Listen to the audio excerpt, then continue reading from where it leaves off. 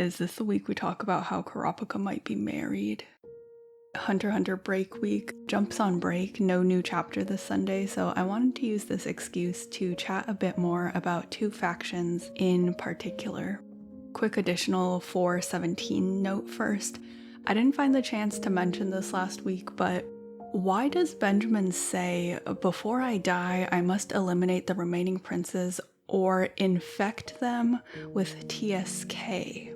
when thinking about the 4 unaccounted for princes at the end of the chapter. Benjamin, I thought we just used the last vial of the TSK to infect Zubeppa and Tyson. The only two implications from this I can think of are 1. Benjamin brought more than 3 vials of TSK on board the ship, or 2. Benjamin plans on using himself as a contagion factor, perhaps his blood or spittle. Neither one's a good option, and now I'm genuinely considering all the fan theories that TSK will mutate. Balsamilko did say in 402 that it has a high risk of spontaneous mutation, but I was thinking there's only 4 vials, so that probably won't come into play. If Benjamin really plans to embrace the anti-masker mindset, he could genuinely spark an epidemic on this ship. Benjamin becoming patient 0 for the threat, which actually fells the tree of Kakin, would be horribly ironic. Not that TSK 17, would actually sweep the ship like the bubonic plague. We've got Cheadle, we've got Leorio, we've got skilled medical hunters on board. We'll be fine for the most part, but it could spark further unrest in the lower tiers with less access to medical resources. I think this could actually be a pretty solid payoff to the setup point Togashi did in the beginning of the arc, where he made sure to emphasize that there's not enough doctors for everyone in the lower tiers of the ship. So while tiers 1 and 2 will probably be okay, the royal family and the princes and the more affluent passengers, it could actually be pretty bad for the lower socioeconomic classes on the Black Whale. That could further inflame the normie unrest in the lower tiers and blow up into something really bad that the Zodiacs and Mizai Storm can't really keep under control. I have hypothesized before that if the normie situation gets really out of hand, the Zodiacs might be forced to release Beyond so he can help them wrangle the social situation on the ship. Just another doomsday scenario to think about. An iceberg which comes from inside the ship would be a really fun subversion. And adding to the chaos below deck, let's talk spider death predictions. Set me loose with a scythe, and instantly I'm going after every single remaining pillar of stability in the troop. Franklin, Finks, Illumi, all of them. But that's coming from a how do I break the spider and make the situation on the ship more chaotic / fun mindset, and I don't think Togashi wants to break the spider. It's one of his favorite toys. The spider is an important group for the overall balance of morality on the ship and in the Hunter x Hunter universe. After thinking for a while, the limitation I've chosen is this. Instead of killing off spiders willy-nilly, let's set a limit to how many troop members we can kill by the end of the arc, and that number will be decided by the boss. No, not that boss. This boss.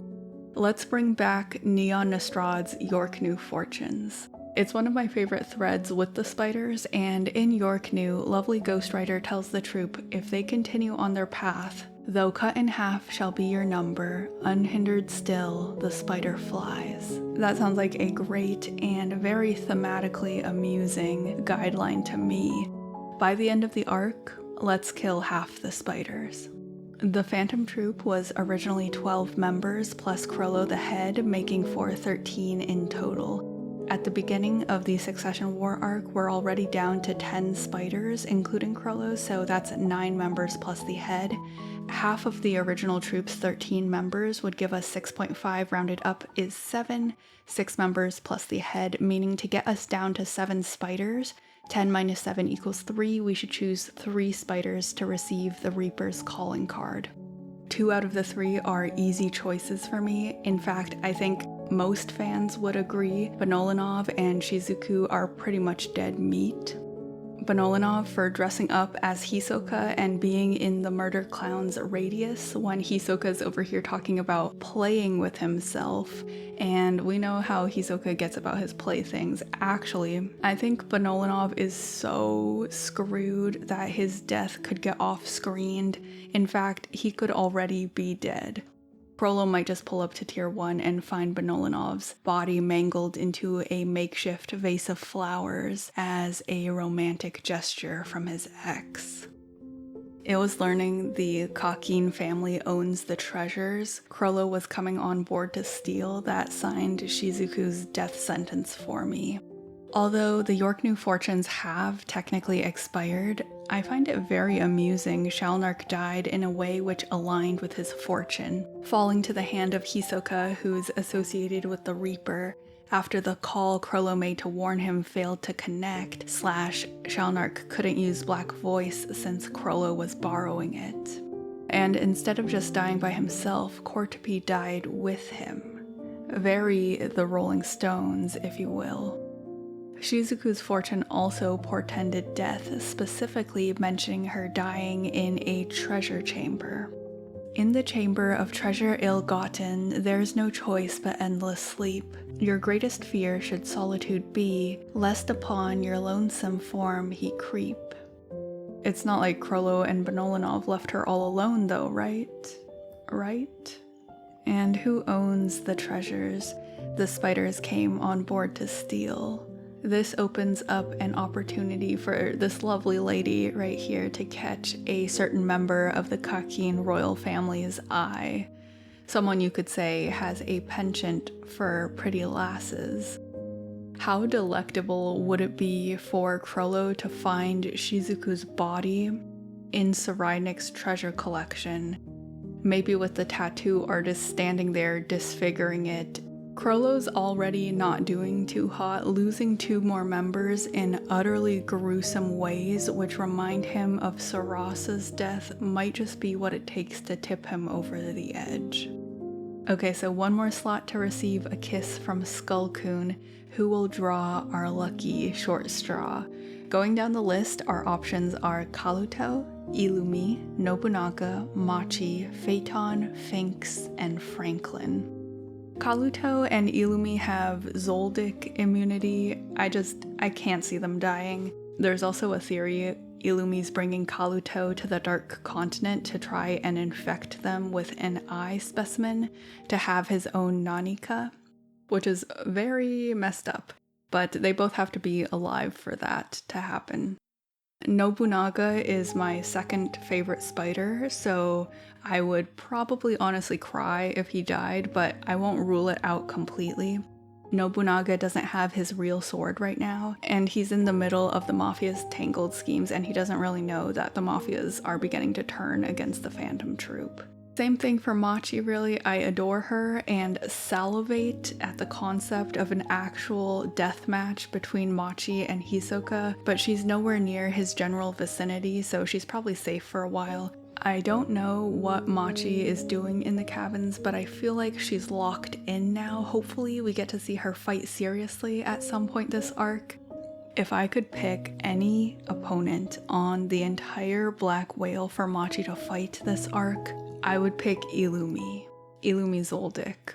And that is mostly because I think Illumi is not 100% loyal to the spiders. It's not that he lied in saying that he wanted to kill Hisoka, but you know, he's a pretty nuanced and very strange guy. I would definitely not be surprised at all if Illumi's contract with Hisoka was something like Hisoka hired Illumi to kill either Frollo or Hisoka. So that means Illumi's kind of deciding who he wants to try to go after. And I think Machi kind of gets a vague gut feeling that something's not quite right with him, and her hunches are usually correct. So I would not be surprised if she went after him at some point this arc, especially if Illumi decides to do things that she sees as suspicious and possibly would go against the spider's wishes. Here's Machi kind of giving Illumi the side eye in that one panel where all the spiders split up. Phaeton has twink immunity. I don't know, he's such a strange and fun little guy. I also just can't see him dying ever. As long as the spider stands, I really think they'll have their weird sadistic emo guy. If this arc was set anywhere else, I'd be 100% down for killing Finks, but because we're on a boat in the middle of the ocean with nothing but sea around us, and I don't want to see Pain Packer blast a hole in the black whale's hull. We already saw it take down a building in Chimera Ant. If something sinks the ship, a new factor would be more exciting. I'm gonna give Phaeton's emotional regulation buddy a pass for now. Okay, Franklin. Every time I remember that scene in Yorknew where Shalnark and Franklin stopped Nobunaga from going on a murderous rampage, I get such an urge to kill him off. To be real with you, if I could choose one spider to have a sleepover with the fishes down below, it would be Franklin. I would instantly choose Franklin to die, but this isn't a ship demolition simulator. I'm trying to predict what Togashi is going to do. So looking at where Franklin is right now, he's relatively safe if he stays on the lower tiers. Franklin said Hisoka would come to him, but that only holds really if killing all the spiders will remain Hisoka's goal, and I don't know if it will. I don't really see Hisoka leaving tier 1 to squish gnats. The spiders are focused on Hisoka, but just like the troop, Hisoka probably has other goals on board the ship. He killed Shal and Kurapika and might kill a couple more spiders to provoke Crollo, but does he really care that much about killing every single one? He picked Crollo out of all the members of the troop to fight because Crollo's probably the strongest spider.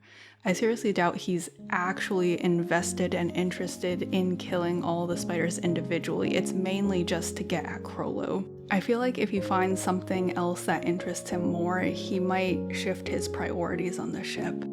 Franklin could run into other enemies like the Mafias, but he's kind of built like a brick, and I've already killed off Borubai, the Dragon Zodiac, in my mind, and Benjamin's also dying soon, so maybe we can give one powerhouse a pass. So who's our lucky guy or gal? Well, actually, you might have picked up on the fact I left someone out of our discussion. And yes, that is my choice for our third Phantom Troop death. I think Crollo is going to die this arc. If one major established character has to die this arc, and due to the stakes that very well may happen, I would choose Crollo. Kurapika, Hisoka, Illumi, Jing, I don't see any of these characters dying. Crollo, on the other hand, does have some serious death flags, including the fact he's been thinking the spider doesn't need him to go on for the past 25 plus volumes. Since Yorknew, it's Crollo and pretty much only Crollo who's put this idea on the table that the spider was built in a way which means it can survive even if its head is cut off. It's why he urges Pakunoda in his mind to bring the others to the hostage exchange at the end of Yorknew, even if it means Judgment Chain will kill him. He sees himself as unimportant to the troop's functioning. That's not a sentiment shared by the entire troop, but it is a mindset which could explain Crollo following a dangerous path if he feels he needs to. As for who will kill Crollo, I don't think it's going to be Hisoka. In fact, I don't think they'll have a rematch at all. And that is because of how utterly complete and perfect Crollo vs. Hisoka in Heaven's Arena was as a fight. I've covered the entire play-by-play before in this video, which has since been compiled into this video. Timestamped link in the description below if you're interested. The audio is not the best, since that video is 3 years old, but I still stand by pretty much everything I said in it. But Crollo and Hisoka's fight in the Dark Continent prep arc was not only very recent, literally the final setup event before the Succession War arc started. The fight ends in chapter 357 and the Succession War arc starts in 358. but that fight lasted 7 whole chapters, nearly an entire volume. It was built up for pretty much the entire series and was a perfect culmination of their relationship. By that I mean, the fight was a conversation, a clash of their ideals and values, and that conversation went the only way it possibly could have. With Chrollo's perfect preparation versus Hisoka's supernatural resolution, that fight is easily one of my favorite fights of all time from any manga, because by the time Hisoka kills Shal and Kurapika, you realize there was no other way a fight between these two characters could have gone. It was a perfect showcase of what Chrollo and Hisoka represent as characters and what happens when those two mindsets clash. Chrollo won the battle, but he started a war. It's deeply ironic Chrollo has this fixation on understanding people. It's kind of the basis of his entire Nen power, but he doesn't understand Hisoka. If he did, he would have realized it was accepting Hisoka's fight invitation at all that was the fatal mistake. It was a perfect fight with a perfect outcome. There's no need for a rematch. Hisoka and Chrollo broke up, and now they're both in the messy fallout of that relationship, trying to ruin each other's lives, slash each other's legs, tires. But getting fixated on an ex is no way forward, when instead they could find joy in seeing new people. I would much rather spectate a battle to the death between Hisoka and another person, perhaps Hisoka and Illumi. For Chrollo, I think Chrollo versus Saraidnik could be very fun. Antichrist versus Antichrist. Chrollo versus the man who will potentially be behind Shizuku's death. And actually, I also hypothesize maybe Saraidnik has Sheila's body in his collection. Proof? Nah, just trust me, it'd be fun. But more seriously, Saraidnik wants to win the succession contest and win the coffin juice big gulp. So he would probably step in if he saw Chrollo trying to steal the treasures, or if he saw that Chrollo has stolen the treasures, which could interrupt the Nen ceremony.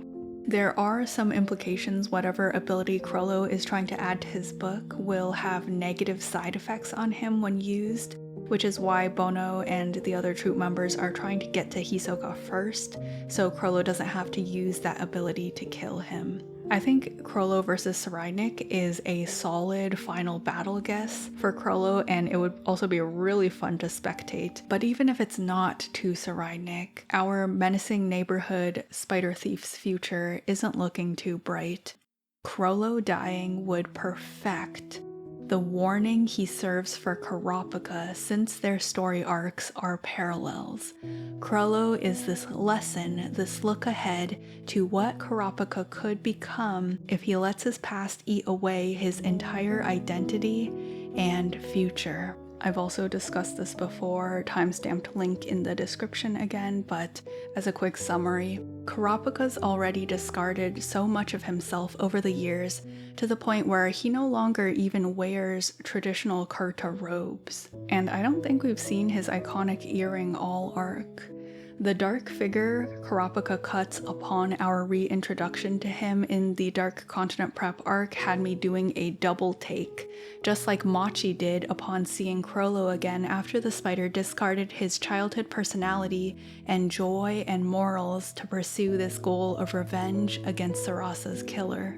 Kurapika cannot afford to lose his values because he's already compromising his connections and culture, and what is a person but a tapestry of those three things? Kurapika doesn't have much more of himself to lose. Chrollo's death would be a perfect punctuation to the role he serves in the story. It would perfect who he is as a character, perfect the lesson he illustrates for Kurapika. If Kurapika can't get it together and keep it together, he will end up like Chrollo. He will end up endangering not only his loved ones, but also himself. The question is, if Chrollo dies though, who's gonna be the new head of the spiders? Machi. It's going to be Machi. Not only does her Nen ability produce threads, which are emblematic of a spider's web, if Chrollo dies, she'll absolutely double down on her goal to kill Hisoka, and a chase across the Dark Continent with Machi hunting Hisoka with murderous intent, and Hisoka blushing like a maiden at someone finally reciprocating his feelings would be super funny. Also, the mental image of Machi as the boss and Nobunaga as her second in command, bringing back kind of the character dynamic that we got in York New. Nothing but peak. Now I will say none of the three, Benolinov, Shizuku, Chrollo, are among my favorite spiders personally. The concepts of their deaths don't cause me psychological distress to think about, which is a bit of a shame, so I'll remedy that by adding a serious injury on top of the deaths. Let's also lop off Nobunaga's arm. To summarize, by the end of the Succession War arc, I hypothesize the troop will be cut in half, but continue to function as foreshadowed by a lovely ghostwriter in York New. 3 spiders will die in the Succession War arc: Benolinov to Hisoka, Shizuku to Tsureidnik, and Chrollo, probably honestly to himself, to some cost/ability he activates, with Nobunaga losing his right arm and Machi taking over as head of the spider, leaving them in great condition to continue their frolic with Hisoka across the Dark Continent. Speaking of self-sacrificial bastards, how much lifespan do you think Kurapika has left? You know, just a casual question, but a genuine one, since the fuel he uses to power Emperor Time is not a renewable resource. Honest to goodness, I think it's less than 20 years. And if you told me that you think Kurapika has less than 10 years left, I'd look at you like a kicked dog, but I would not argue. I'm saying this because I can just see him trying to pull an adult Gon against Tsureidnik and it not working because Kurapika doesn't have enough life left to sacrifice, which is not only in character for Kurapika, but also it prevents us from having the exact same ending as the Chimera Ant arc with Gon. This week, I want to talk about Kurapika's current mental state and how that might help us predict his actions going forward. It's been a long time coming, but here's a crash out over Kurapika's inevitable crash out. So yeah, the intro was a joke, but only partially, because what do you mean Kurapika is the current boss of the Nestrad Mafia family? What? The speed with which my heart dropped into my stomach at that reveal in the Dark Continent prep arc. Okay, I'm gonna ask a couple of rhetorical questions, so just hold on to your sanity. How did Kurapika become the Nestrad family's boss when the Nestrad Mafia family already had a boss and daughter that Kurapika was hired to protect? Chrollo reveals in the Succession War arc that lovely ghostwriter has disappeared from his book, and abilities only disappear from Bandit's secret when the original user dies. And Kurapika reveals in the Dark Continent prep arc that he has not killed a single eye owner yet. What does that mean? It means Neon Nestrad is dead, and likely her father as well. And what does it mean that they're dead and Kurapika did not kill them? Yes, it means Kurapika failed to protect his client and their child. It means Kurapika failed them. The joke is that Kurapika's the new Nostrad family boss because he married Neon and inherited the family. In reality, it's probably more like the bosses died and everyone respected Kurapika, so they gave him a promotion. But it's honestly not impossible. Neon took a liking to Kurapika and made her father write him into the family will as her fiancé or something. You know, why not? Why not make it more devastating while we're at it? You might say, but that's good for Kurapika, right? He wanted to work himself into the family with ties to the black market to facilitate his eyeball retrieval mission, so it was his plan to gain leverage in the Nostrad family anyway, so it doesn't really matter that Neon and her dad are dead. In fact, it might be a good thing for him. In theory, but in practice, I don't think it went that smoothly. Perhaps in the beginning, Kurapika joined the Nostrad family just to use their underworld connection, but I highly doubt Neon and her father's deaths didn't negatively impact him in any way, even if it was just because Kurapika lost his bodyguard job. And let me kind of elaborate on that. After rereading Yorknew last month, one thing that stuck out to me again was just how poorly succeeding at his eye recovery mission has always seemed to affect Kurapika even from the beginning. The infamous scene that everyone remembers of Kurapika carrying that first set of scarlet eyes back from the auction. There's like shadows over his face. I still get chills over that page to this day. And then recently, the awful page turn from the end of the election arc where everyone else is having a great time and celebrating and Gon's back to being healthy and alive. And then you turn the page and are just hit with that spread of Kurapika sitting in front of the eye shrine, and the entire 2 pages are like drenched in black shadows. I don't think anyone could look at Kurapika sitting in the dark by himself, ignoring his friend's phone calls, looking haunted, and say that Kurapika was doing well. In contrast though, Kurapika seems to do surprisingly okay when he takes on the job to head Neon's guard team in Yorknew, and when he works with Neon's father. It's like he has a goal again, and he kind of springs to life. Yes, because that's a job he was assigned to do, so he wants to do it well, to get promoted and rise in favor in the Nostrad family. That's true. But I'd encourage everyone to go back and reread Yorknew. Not only is it a great arc, but when you see those scenes of Kurapika making active decisions to protect Neon and protect Light Nostrad, and compare them with the beginning of the arc before he meets Neon, and compare them with the scenes where Kurapika's more focused on the eyes and the spiders, I don't know how to explain it other than the feeling is just different. It's like watching Kurapika discover a purpose again. His entire demeanor is just completely different. This is further reaffirmed in the Succession War arc when Kurapika kneels in front of Oito, promising to put his all into protecting her, Phobal, and Wobel. And I think it's very clear to everyone that this is the first time in ages Kurapika has looked so hopeful and so good. I don't think these more lively Kurapika scenes originating from jobs Kurapika has taken to protect, to serve others, is any coincidence. Kurapika is a character who had his purpose taken away from him when he was 12 years old. Kurapika's original hunt upon leaving his clan was to find a doctor to help heal his friend Pero's eyes. When the Phantom Troop massacred the Kurta clan and killed Pero, this purpose was lost. Kurapika's never quite recovered from that loss. Kurapika spent the next 7 years of his life searching for a new purpose. First, exploring the idea of revenge against the spiders in Yorknew, and that didn't work out on multiple levels.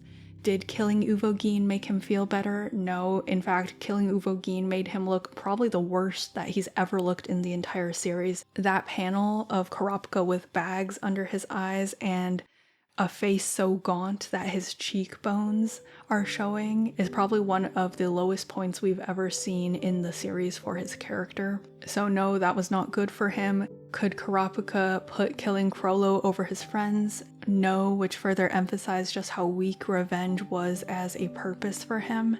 Then Kurapika tried on the mission of recovering all the eyes so he could give his family a memorial service and put them to rest. He made that his new goal in life. Has that been working out? Surely Kurapika feels way better now that he's made so much progress on that goal, right? And maybe if we're using a very generous definition of the word better. What I'm getting at is neither revenge nor this eye retrieval thing, a form of living life looking backwards, are purposes which suit Kurapika. But even if he doesn't realize it yet, he has found a purpose which does along the way. You could almost say he's found something more important than the thing he was hunting right there by the side of the road. And that purpose is protection. When he's protecting others, Kurapika looks and feels the best he has in a long time. Choosing to continue working as Neon's bodyguard was what kept his feet moving forward at the end of your canoe. Choosing to continue working as Oito and Phobel's bodyguard, even after learning of the baby swap, has quite literally put the light back in Kurapika's eyes. He doesn't need to be a blacklist hunter, he needs to be a guardian spirit beast. Whatever a hunter title is equivalent to that. This is a purpose which will allow Kurapika to live looking forward. This is healthy and sustainable for him. The only problem is, Kurapika himself has not realized it yet. Kurapika has not realized protecting Oito and Phobel is the mission he needs to put first, even if it means giving up on the eyeballs. He has not realized just how dangerous the situation on Tier 1 is and how critical it is he does not fail again, that he does not fail to protect his client and their child a second time, because I don't think his mental state would survive that. There are a lot of parallels to your canoe in the Succession War arc, and with Kurapika taking center stage as protagonist, I foresee a lot of these parallels growing into amplifications. In your canoe, Kurapika was hired to protect the Nostrades, who were morally questionable people, as he searched for the eyes. In the Succession War arc, he was hired to protect Oito and Phobel, who have the moral hue of brushed lamb's fleece, as he searches for eyes. That's an amplification. Your canoe had him protecting morally dubious people and trying to juggle that with his personal agenda. It ended in Kurapika failing to retrieve the eyes and leaving with the Nostrades, but later also failing to protect them. Now the universe has given him another chance. It's a test. This is a test for Kurapika. Has he learned? Can he now make the right choices and prioritize what is important in life? Can he keep his promise to Oito when that resolve is tested? The Nostrades, these not-so-great people dying, likely negatively affected Kurapika a lot. What's going to happen to Kurapika if he fails to protect this baby, a symbol of all that is good in the world? Phobel has literally done nothing wrong ever. The answer is just, Kurapika can't afford to fail. Yet Kurapika is still over here this batch, thinking about trying to get sued so he can meet Cyrenic. He's still making mistakes, like revealing the concept of Nen restrictions in a public class, which is basically feeding Cyrenic direct information about Nen. He's still trying to juggle all these various missions of his when, as the audience, we know he can't afford to be doing all this. He needs to let the eye mission go as soon as possible because, I can't emphasize this enough, Kurapika still thinks he can get the eyes back without fighting Cyrenic. Oh boy. 1, Kurapika losing his cool and jumping Cyrenic could spark a world war. And no, unfortunately, I'm not joking. Because Kurapika is now a member of the Zodiacs who head the Hunter Association, and the Hunter Association was hired by the V5 to chaperone the voyage, if a figurehead of the Hunter Association Kurapika's not just a random small fry hunter, he's like a member of the board, attacks a Kakeen royal. That could be seen as a V5 sponsored assassination attempt on the Kakeen royal family. And Kakeen could use that excuse to terminate the V6 agreement, which is what's keeping this voyage legally stable. The entire ship is a political powder keg just waiting to explode, and Kurapika promised Mizystom he would not set it off by attacking Saraidnik. This was after Mizystom said 2 words, "Scarlet Eyes," and Kurapika nearly turned him into a cowskin rug, activated Emperor time and everything. Obviously a great first impression and display of his stellar anger management skills. That first interaction is probably actually a big part of why Mizystom is currently withholding the information that the Phantom Troop is on the ship from Kurapika. He's not sure if Kurapika can handle it, which is a decision I'm sure won't have consequences later. So no, Kurapika can't just attack Saraidnik, not without serious consequences for the situation on the ship and perhaps even the entire known world. 2. Kurapika doesn't plan to fight Saraidnik. Even if he could, he doesn't plan to do it. Kurapika has not had to kill a single eye owner yet, and he doesn't see how this situation could possibly be any different. He says he's only had to threaten, coerce, or coax thus far. Kurapika genuinely thinks he can talk no jutsu Saraidnik. He doesn't know how bad Saraidnik is. He doesn't know Saraidnik's spirit beast looks like that. He doesn't know Saraidnik has King Crimson. He doesn't even know Saraidnik is a Nen user. He doesn't know Saraidnik dines under a human bone chandelier and sips his alcohol out of teeth cups. He doesn't know Saraidnik sleeps with Pero's decapitated head as his comfort plushie. It's honestly more likely Saraidnik will see Kurapika, the final Kurta, and a rare specimen and go, "Oh, guess my eye collection is incomplete. Let's remedy that. I've always wanted a full-body mummified Kurta in my human museum." Then Kurapika will get the eyes back from him. Kurapika has genuinely no idea what he's dealing with. Even if Saraidnik somehow gets lobotomized, as soon as Kurapika walks into that throne room and sees Pero's head in a display case, he's taking 70 points of direct soul damage and probably seeing red and punching Saraidnik in the face. There is no timeline where this Saraidnik encounter goes well. We've just got to cut our losses. Kurapika not retrieving the eyes is not a fail condition. Kurapika letting a single person he cares about die because he got too tunnel visioned on the eyes/Saraidnik on the other hand, that's an instant bad end. Maybe we can fish the eyes out of the wreckage of the Titanic after the dust settles or something.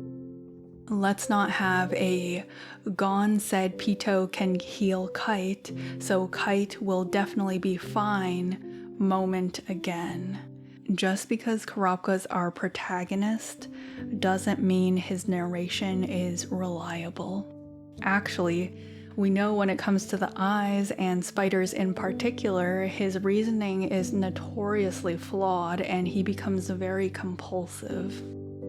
I'm still remembering the scene back in York Canoe where Melody had to tranquilize him with her music so he didn't run off and get himself killed by spiders. Kurapika, despite everything, or perhaps because of it, is a very optimistic person.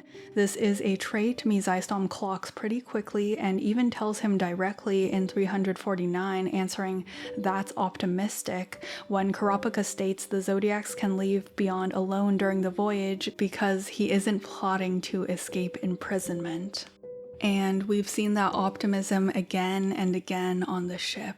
The reason I was so stressed about Kurapika revealing the baby swap was Because Kurapika's thought process was so optimistic, I could barely understand it.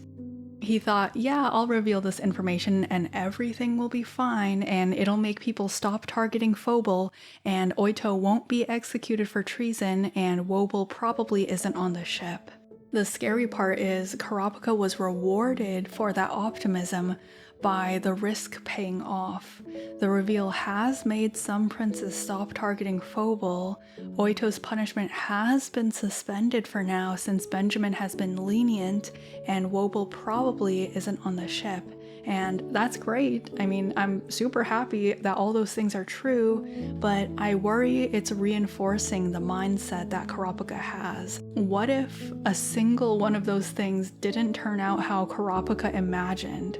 The consequences could have been devastating. Like, if Benjamin wasn't as decent of a person as he is, he could have used martial law and this treason as an excuse to just gun down Oito and Phobal, and that would be essentially curtains. Kurapika can only afford to think so optimistically because he has not yet encountered the consequences of his actions and mistakes. He hasn't seen what his first optimistic play in making that broadcast on day 1 of the voyage revealing the existence of Nen beasts and thus Nen to every single prince did. He doesn't yet know that led directly to Saraynik developing parallel future. Kurapika hasn't had to face the actual consequences of abusing Emperor time for that slip-up at the beginning of the arc that cost him more than 10 years of his life. If he truly learned his lesson from that, he'd be more sparing in using Emperor time, and that's not the case. 388 shows us Kurapika is using Stealth Dolphin every time he forces Nen awakening in the students of his Nen class, and Stealth Dolphin requires Emperor time. Every time Kurapika uses Stealth Dolphin, that's costing him lifespan. Kurapika thinks he's being so sneaky wearing those dark contacts so we can't tell when his eyes are red, but no, as long as Stealth Dolphin is on the page, it means that Emperor time is active. Kurapika hasn't suffered any of the potential drawbacks of arming all these people, some of them dangerous people who could endanger Oito and Phobal with Nen knowledge through his classes. He hasn't realized just how dangerous it was to reveal the existence of Nen restrictions in his explanation of a potential way to end the succession war. He's currently kind of taking for granted that the team members and friends he brought on board are safe, and Kurapika doesn't know Melody has caught Saraynik's eye. Kurapika's balancing a lot of plates right now with multiple alliances with different princes. What happens when the interests of those princes start clashing? Holding on to Zhonglei's coin? That's a gamble. Signing Moonlit Decree with Long He? That's a gamble. If these gambles don't pay off, there will be drawbacks, and he really can't afford any drawbacks right now. Come to think of it, Kurapika hasn't really even suffered the true consequences of killing Uvogin all the way back in York New. Not really, but I'm sure that won't come into play. It's not as if Nobunaga, who swore to remember Kurapika's name and face until he kills him, is on the Black Whale or anything. It's great Kurapika can still think so positively and his past hasn't completely crushed his soul, but I worry it means Kurapika won't be mentally prepared when things stop going perfectly. When he encounters the spiders on board, when he encounters Hisoka or Pero's head, when he realizes Saraynik can't be reasoned with, when his wards or friends get injured. I think it's inevitable Kurapika is going to suffer psychologically before this arc is over. The question is, how much damage can he take without breaking? Personally, I have faith that Kurapika's pretty durable, which is why I don't think his entire team is going to survive this voyage. 1014 and the eye retrieval team, let's start with 1014. Oito and Phobal's deaths would probably be instant game overs, so they're fine unless Togashi wants to get really vicious and kill off Oito. Now by they'll be fine. I mean, they'll survive. Not that they'll be unscathed. I actually have a very specific injury picked out for Phobal, but we'll talk about that some other day. It's a long explanation. Bill and Shimanu's fates are up for debate though. Shimanu's quite amusing as a character. Her stare down with Kurapika was super funny, and I do like the theory that she's potentially the host of Silent Majority. I'll hold off on a judgment of her fate until we get more information on that. Bill though, with changing sides, he's nullified his plot armor as a potential Beyond spy. By the way, what do you mean Kurapika proposes stealing Beyond's Nen ability with Stealth Dolphin in 414 out loud like it's an actual option, and Bill has to shut that down immediately, basically saying, hell no, that's an intrusive thought. That's basically the equivalent of looking over a cliff and going, what's gonna happen if I jump off of this? Bill, the goat, acting as Kurapika's voice of reason, which is a death flag by itself. If one character from 1014 has to die, it might just be Bill, but who knows, maybe Togashi will show us mercy. I do want to make at least one death prediction for Kurapika's Peeper Retriever team though. The squad consists of Melody, Hanzo, Basho, Bisky, and Izunavi. Bisky and Hanzo don't have close ties to Kurapika, so they're probably fine. Them dying wouldn't do Kurapika enough damage. I also can't see Bisky dying ever. She's an absolute unit. Hanzo we haven't gotten that much of in the story, so I like to see some more of him on the Dark Continent. On the other end of the spectrum, Melody's death would cause Kurapika to go off the deep end. Not a day goes by when I don't think about the end note of chapter 96 where Togashi casually reveals Kurapika and Melody are inspired by Ghibli characters, specifically the Omu for Kurapika and Nausicaa for Melody.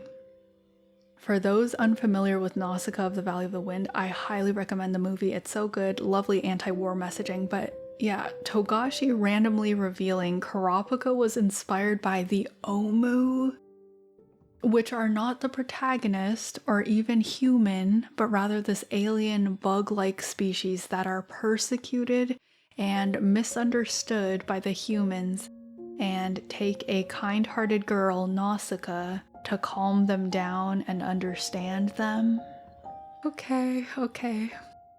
Melody is not only Kurapika's friend, but she's also a member of the Nostrad family, meaning she also knows the parts of his life he hides from Leorio and the others.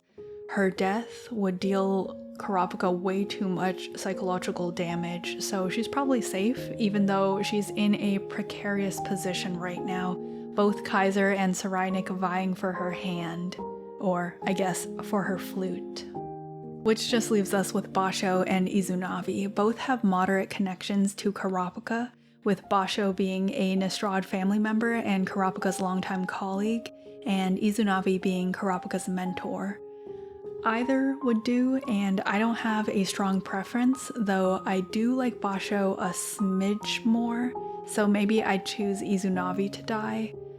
Also, Izunavi is stationed with Tyson, and that situation is a little sketchy, whereas Lazarus shaking off his entire guard retinue, Basho included, means Basho might be out of immediate danger for a while, no chance of getting caught in the crossfire if he doesn't even have a prince near him.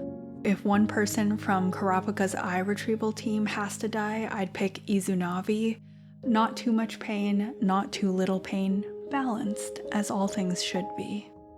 But yeah, Kurapika, I'm gonna need him to hold it together until we reach the Dark Continent and discover he's not the last Kurta after all, and there are tons more since the Kurta originated from the Dark Continent. There are also apparently miracle herbs that can extend life. I haven't done the exact math yet to calculate how much lifespan Kurapika has lost in the Succession War arc so far. I'm scared to do it.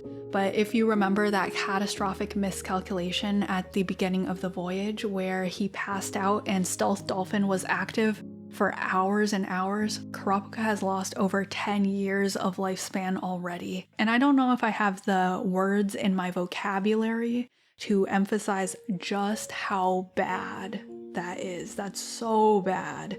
Kurapika's 19 years old at present. Imagine losing the entirety of your 20s. All the experiences you had, all the people you met, all the hugs you gave loved ones, just gone. The cost of using Emperor Time is horrific. Not just because Kurapika is literally vaporizing his future, but also because that denies his loved ones of time with him. Self-destructive tendencies don't only affect the person themselves, it also affects the people they care about. Because Kurapika chopped 10 years off his life, he robbed Gon, Killua, and Leorio of 10 years of Kurapika hangout time, of Kurapika being at their birthdays and celebrations, of him being in their lives for them.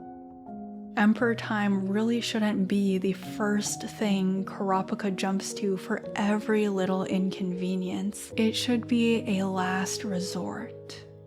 But yeah, miracle herbs on the Dark Continent, who knows what the future brings. Maybe we can restore some of Kurapika's lifespan. As long as we make it to that future, things can get better. We just have to survive this boat. Come on, Kurapika bud, you've got this. Keep it together. I think that's everything I wanted to talk about this week. If you are curious, right now on the humor to retain sanity scale, the fan base is at Salkov Drop the Soap and Benjamin X Mozwana Lavender Marriage jokes. We're fine. That's normal fare. Once things start going downhill and we start sliding into Chainsaw Man Part 2 unfunny ears, what are those jokes? That's danger territory, and if we reach JJK Joe Goat, full nonsensical babble, that's when it gets really fun because we can take a class field trip to the Marshmallow Room.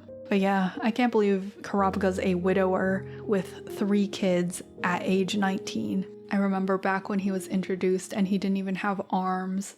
They grow up so fast.